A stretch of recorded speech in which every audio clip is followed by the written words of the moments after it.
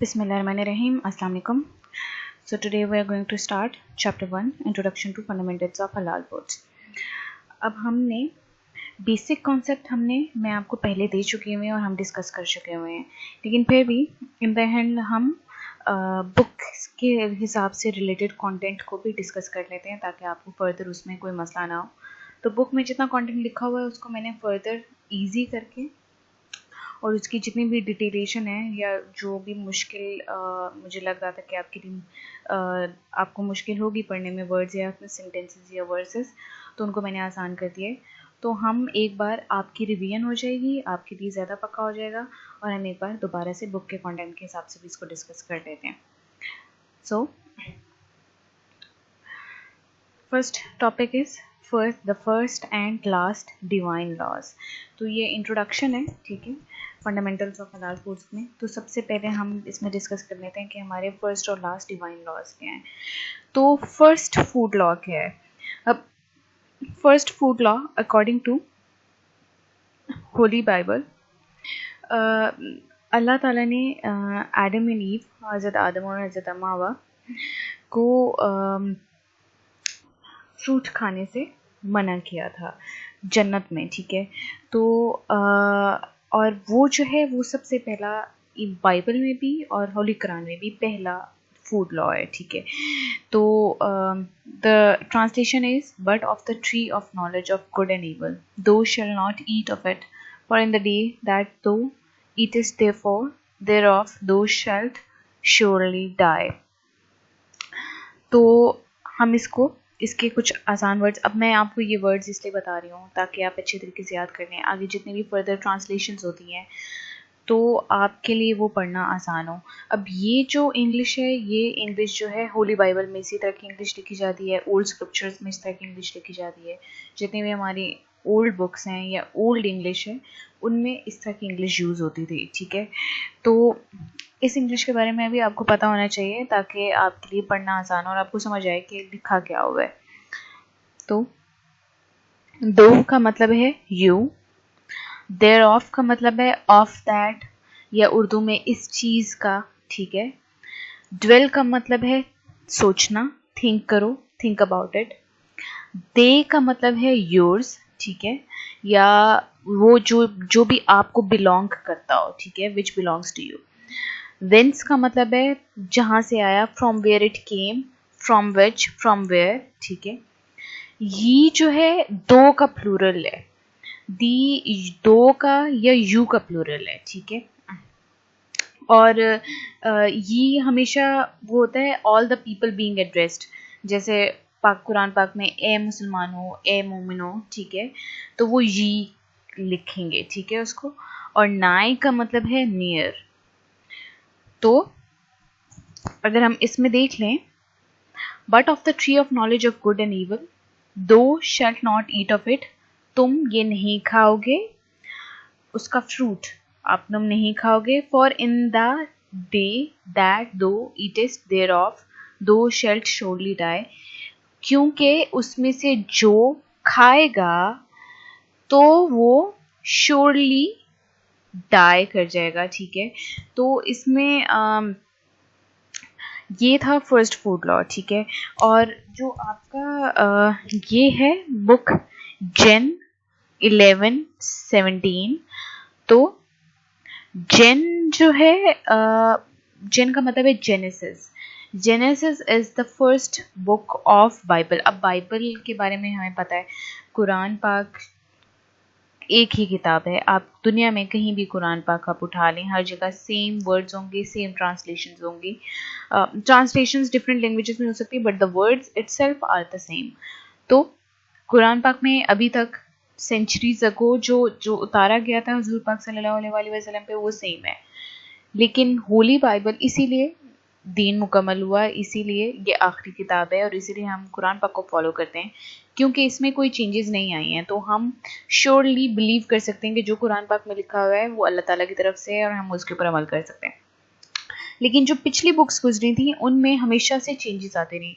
उनमें जितने भी जिस ज़माने में लोग आते गए, लोगों ने उस हिसाब से अपनी अपनी चेंजेस करते रहे, और वो अभी तक होली बाइबल की डिफरेंट नई ट्रांसलेशंस आती जा रही हैं डिफरेंट पोप्स के साथ, ठीक है। तो अब जो बाइबल है उसकी डिफरेंट बुक्स हैं, ठीक है, और वो डिफरेंट ट्रांसलेशंस हैं, बुक 1, बुक 2, बुक 3, ठीक है। तो जो बुक 1 है बाइबल की उसको हम जेनेसिस कहते हैं, ठीक है। और इसमें जो जो पहला वर्ड होता है वो होता है आपका चैप्टर। तो 11 मीन्स कि चैप्टर कौन सा है, और 17 मीन्स वर्स, ठीक है। जैसे हमारे यहाँ पे सूराज होती हैं, ठीक है, इसी तरह से उनके चैप्टर्स होते हैं। तो ये आपका चैप्टर होगा और ये आपका वर्स होगा। इस तरीके से आपकी आगे जितनी भी बुक में ट्रांसलेशंस होंगी या रेफरेंसेस होंगे वो इस तरीके से दिए जाएंगे होली बाइबल के, ठीक है। अच्छा, देन कम्स होली कुरान। होली कुरान में जो ये फर्स्ट वर्ड होगा, ये देखें V11, इट मीन्स 5, 6, 7, तो 7, तो 7th चैप्टर का 19th वर्स होगा ये, ठीक है। अच्छा, अब जो चैप्टर्स होते हैं उनको नॉर्मली हम सूराज कहते हैं, ठीक है। सूरतें हमारी जो हैं, हमारी कुरान पाक में 114 सूरतें हैं, ठीक है। तो हम इसका मतलब है ये कह सकते हैं कि कुरान पाक में 114 चैप्टर्स हैं, ठीक है। और आगे जो 19 है, 19 होगा आपका आयत, या उसको हम वर्स कहेंगे, ठीक है। तो this is how the Quran पाक references will be given in this book. तो ये आपको पता होना चाहिए ताकि आपके लिए उसको पढ़ना आसान हो। तो according to holy Quran and on to man इंसान से मुखातिब हुआ जा रहा है। O Adam, dwell thou and thy wife in the garden, ये सोचो तुम और तुम्हारी बीवी in the garden, and eat from whence ye will, but come not nigh this tree, lest ye become wrong doers, ठीक है। तो खाओ वो सब, लेकिन उस दरख्त के पास ना आओ जहां तक कि तुम गुनाह करने वालों में शामिल हो जाओ, ठीक है। तो ये था हमारा फर्स्ट फूड लॉ, ठीक है, जिसमें इस फूड लॉ से हम ये बात डिस्कस कर सकते हैं कि इस्लाम में परमिटेड एंड प्रोहिबिटेड फूड्स की इतनी ज़्यादा इम्पोर्टेंस है कि जो पहला लॉ था वो खाने के बारे में था, वो फूड के बारे में था, वो प्रोहिबिटेड या परमिटेड फूड के बारे में था, ठीक है। तो अल्लाह ताला ने जन्नत में अल्लाह ताला ने हज़रत आदम और हज़रत हव्वा को हर तरह के खाना खाने से की इजाज़त दी थी, एक्सेप्ट फॉर द ट्री जिसका फ्रूट उन्होंने उनको मना किया था। और from here it becomes the first law. तो ये आप याद रख लें। दो means you, Dai means yours, and ये मीन्स प्लूरल ऑफ दो। तो ये आसान चीज़ें, इस तरीके से आप इसको अच्छे तरीके से याद कर लेंगे तो आपके लिए ट्रांसलेशंस पढ़ना आसान होगा। Then comes the last divine law. The last divine law was when the religion was completed on the last pilgrimage of Hazrat Muhammad, peace be upon him. उसको हम हज्जतुल विदा कहते हैं, ठीक है। तो हज्जतुल विदा के मौके पे इस्लाम का कंप्लीट हो गया था, रिलीजन कंप्लीट हो गया था, और उसमें अकॉर्डिंग टू होली कुरान सूरह माइदा चैप्टर 5 वर्स 3, ठीक है, चैप्टर 5 इज सूरह माइदा, उसमें ये बताया गया हुआ है, ठीक है, लास्ट डिवाइन लॉ। अब ये जो डिवाइन लॉ है सूरह माइदा का थर्ड वर्स, ये थर्ड आयत, ये आपको अच्छी तरीके से याद होना चाहिए। और I have broken down into points, ठीक है। तो ये पॉइंट्स आपको अच्छे तरीके से याद होने चाहिए। ये सूरह माइदा का वर्स है, ठीक है। तो जो लास्ट डिवाइन लॉ था उसमें परमिटेड एंड प्रोहिबिटेड फूड्स के बारे में बताया गया हुआ है। प्रोहिबिटेड टू यू आर, अब जो प्रोहिबिटेड एनिमल्स हैं वो हैं dead animals, blood, flesh of swine, and that which has been dedicated to to other than Allah, ठीक है, वो सब जिसके ऊपर अल्लाह का नाम नहीं पढ़ा जाए, कोई भी खाना जिस पे अल्लाह का नाम नहीं पढ़ा जाए, किसी और आइडल, किसी गैर खुदा के ऊपर का नाम पढ़ा जाए, तो वो हमारे लिए हराम हो जाएगा. And those animals killed by strangling और बाय अ वायलेंट ब्लो. अच्छा, इसमें जितने भी स्ट्रैंगल मतलब दम घोट देना, गर्दन दबा देना, या वायलेंट ब्लो की वजह से डेड हो जाएं, और बाय हेडलॉन्ग फॉल, गिर के मर जाएं, और by goring of horns, horns penetrate हो, किसी एनिमल के हॉर्न्स अगर पेनिट्रेट हो जाए और उससे एनिमल मर जाए, ठीक है. गोरिंग का मतलब है पेनिट्रेट होना, जख्म लगना. And those from which a wild animal has eaten, ठीक है, वो एनिमल्स चाहे वो हलाल हों, लेकिन उनको अगर कोई वाइल्ड एनिमल खा ले और तो या उनका पार्ट खा ले, ठीक है, तो वो एनिमल्स भी हमारे लिए प्रोहिबिटेड है, except what you are able to slaughter before its death, ठीक है. मरने से पहले, डेथ से पहले अगर आप उसको स्लॉटर कर लेते हैं तो देन इट्स अलाउड.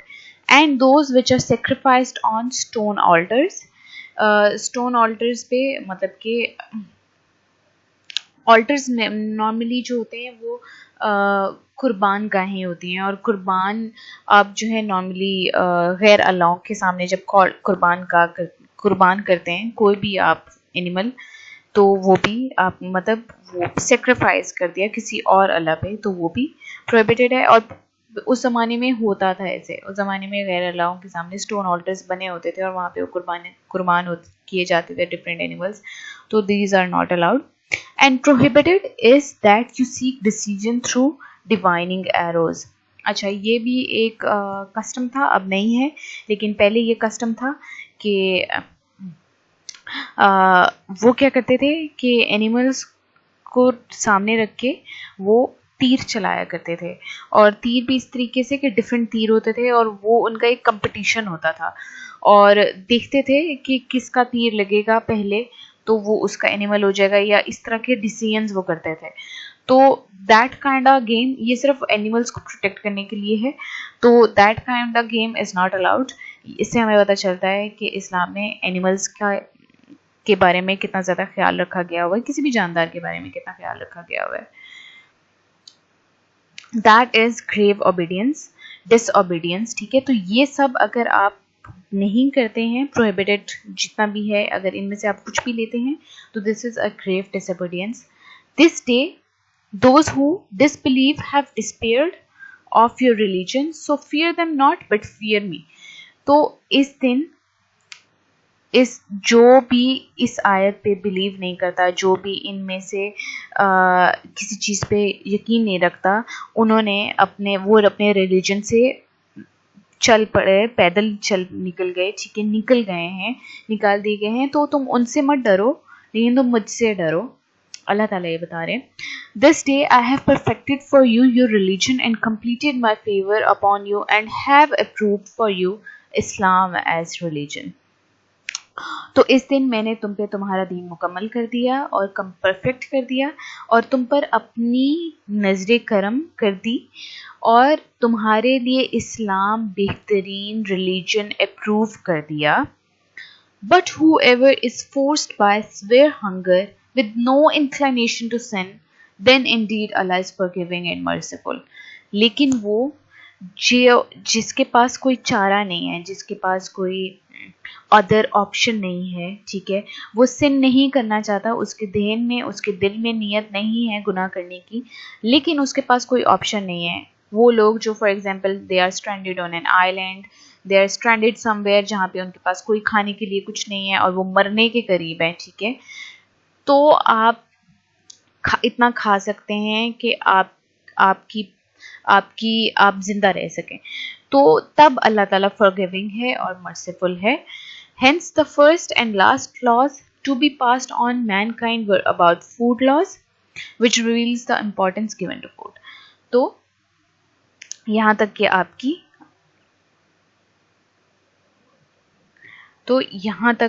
कि इस पॉइंट तक आपकी सूरह ख़त्म होती है, सूरह माइदा, ठीक है. दिस सूरह you should learn it by heart, ये आपको अच्छे तरीके से आनी चाहिए. एंड आई गेस हम इतनी बार इसको रिपीट कर चुके हैं कि आपको याद हो भी गई होगी, तो ये आपको अच्छी तरीके से याद होनी चाहिए। ये आपका लास्ट डिवाइन लॉ है, ठीक है। तो अगर हम देखें तो फर्स्ट लॉ और लास्ट लॉ रिलीजन का, they referred to the prohibited and permitted food. तो इससे हमें अंदाज़ा होता है कि इस्लाम में किस तरह की चीज़ें आप खा सकते हैं और किस तरह की नहीं खा सकते, इसके ऊपर कितनी ज़्यादा स्वेयर इम्पोर्टेंस है and how much it is important. तो इससे हमें इसकी इम्पोर्टेंस पता चलती है परमिटेड एंड प्रोहिबिटेड फूड्स की, and we should not take it lightly. तो अब हम देख लेते हैं परमिटेड और प्रोहिबिटेड फूड्स क्या हैं।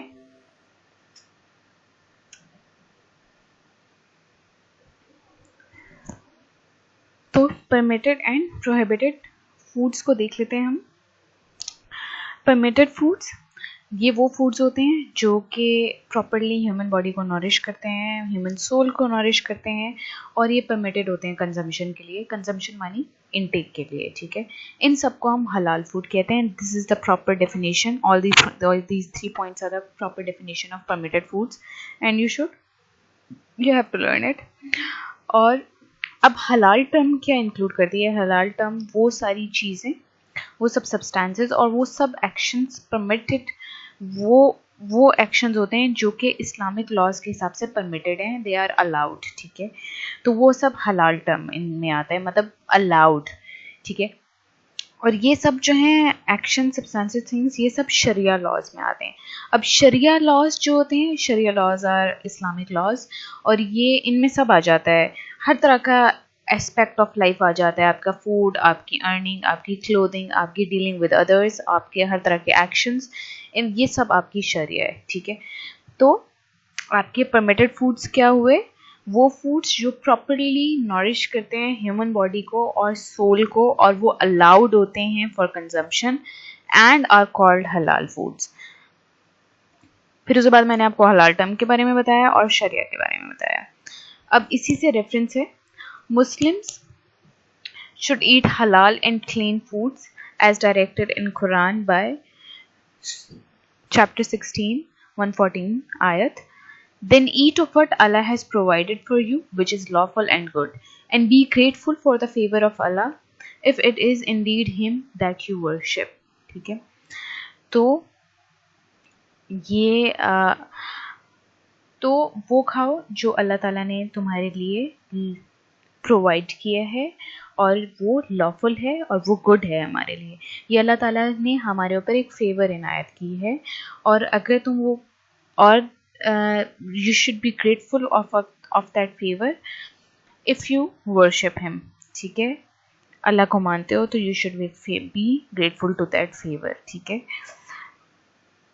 Then comes prohibited foods. तो प्रोहिबिटेड फूड्स सब ऑपोजिट हैं हलाल का, ये परमिटेड नहीं है इस्लाम में, और इनको हम हराम क्या प्रोहिबिटेड कहते हैं। अब फिर थर्ड टर्म आ जाती है मशबू और मकरू। अब मशबू जो है वो उसको हम डाउटफुल कहते हैं, ठीक है, जिनके बारे में हमें सही तरीके से नहीं पता कि हलाल है या हराम है। और मकरू को डिसलाइक्ड किया जाता है, मतलब पसंद नहीं किया जाता है। तो ये थर्ड कैटेगरी है, इसमें वो फूड आ जाता है जिसकी आइडेंटिटी नहीं पता होती, और दूसरा वो पसंद नहीं किया जाता खाना, मतलब अगर आप उसको खा लें तो गुनाह नहीं होगा, लेकिन इट्स बेटर कि आप उसको अवॉइड करें। तो ये सिन नहीं होगा, लेकिन इट्स नॉट कंसिडर्ड गुड, या इट्स फ्राउंड अपॉन, ठीक है। तो इसके बारे में भी हज़रत मोहम्मद सल्लल्लाहु अलैहि वसल्लम ने फरमाया है कि आप वो खाना छोड़ दें जिसके बारे में आपको सही तरीके से श्योर नहीं है कि वो हराम है या हलाल है, ठीक है। तो ऑल्दो ये सिन नहीं है, लेकिन it's much preferable to avoid it. देखें, अब अगर आपके सामने this regards to every action in your life.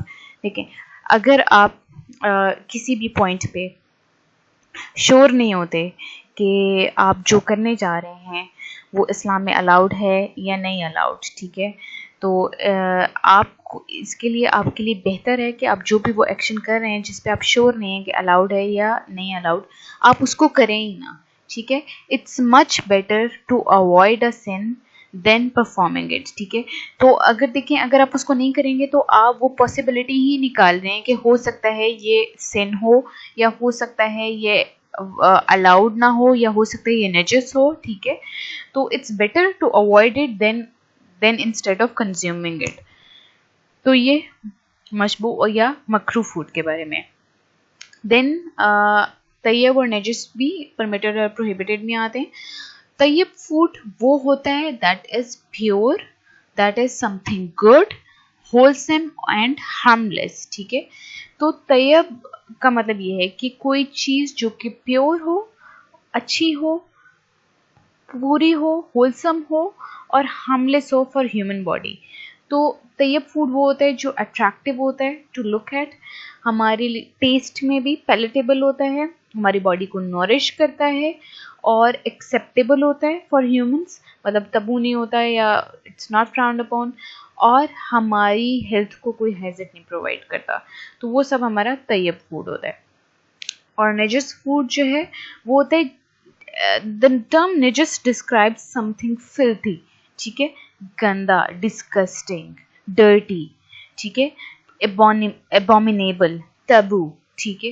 तो नजस जो है वो होता है जो कि शरिया व्यू के हिसाब से it's contaminated, it's dirty, it's abominable, and it's filthy, and it shouldn't and it's not accepted. ठीक है. तो इसकी एग्जाम्पल में आ जाते हैं कोई भी बॉडीली डिस्चार्ज हो, चाहे वो ह्यूमन का हो या एनिमल का हो, such as urine etcetera, placenta, blood, vomit, pus. ठीक है. एक्सक्रेटा. ठीक है. ये सब आ जाते हैं. और कोई भी आपका हराम एनिमल का कोई भी बॉडी पार्ट से अगर कंटेमिनेशन हो जाए, जैसे कि आपकी डॉग, स्वाइन्स या डेड एनिमल्स, तो वो भी नजस हो जाएगा, चाहे उसका कोई लिटिल बिट ऑफ पार्ट हो सिर्फ, तो इट इज स्टिल कंसिडर्ड नजस. तो ड्यूरिंग फूड प्रोसेसिंग हमें कोशिश करनी चाहिए कि हम अपने खाने को हराम, नजस, मशबू या मकरू चीज़ों से और सब्सटेंसेस से अवॉइड करें और उनकी कंटेमिनेशन ना होने दें हम अपने हलाल खाने में. So these are permitted and prohibited foods. So this is it for today. Thank you for your concentration.